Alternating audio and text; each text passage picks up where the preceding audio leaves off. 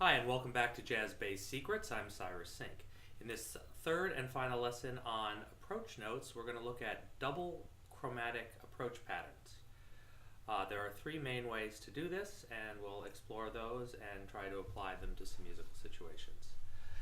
Let's pick a note, such as we're doing all of our examples in B flat, so we'll take the note B flat. Let's look at the first approach, double chromatic approach pattern.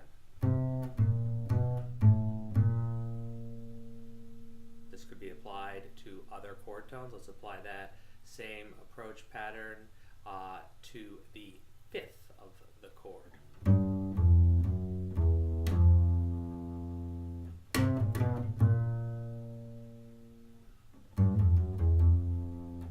Okay, that's one. The next one goes like this.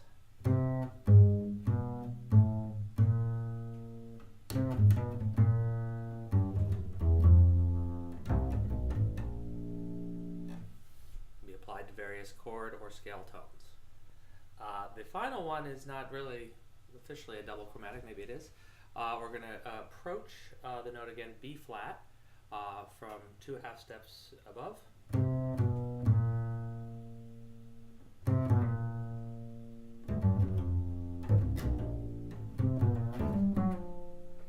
Okay, or note to be approached from 2 half steps below.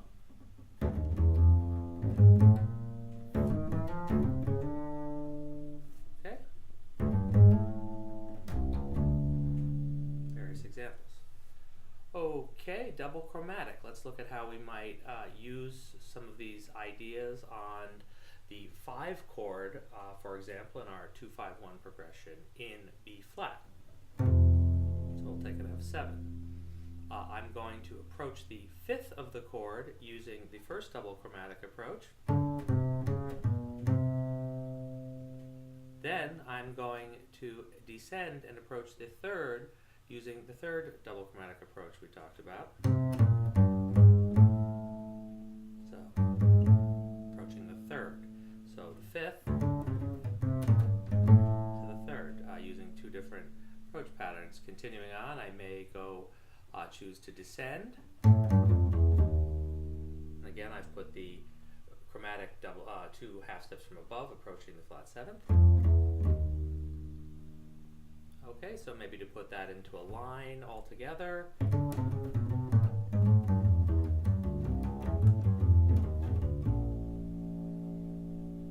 I threw in a substitution there, which we'll discuss in the 2-5-1 section when we do idiomatic licks, but I put in the triad built a half step below the root. In this case, we're going to B flat, so I put it in an A chord, an A7th perhaps.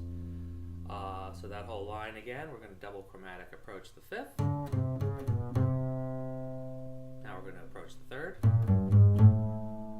Now we're going to descend to this flat 7th and use the A7th chord to get back to B flat. Okay, so that's some ways you can use double chromatic approaches. It takes a fair amount of experimentation. Apply it to scale tones, chord tones, and even you can take it out too. You can play sort of an endless chromatic approach. Again,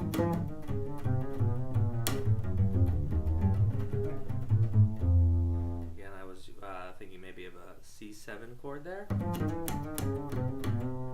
resolving to an F. Okay, so that's double chromatic approach. That ends our section on approach tones. Continuing on, we're going to look at various implementations of bebop scales, as they're commonly called. So we'll look at applications for major, minor, and dominant bebop scales. Stay tuned.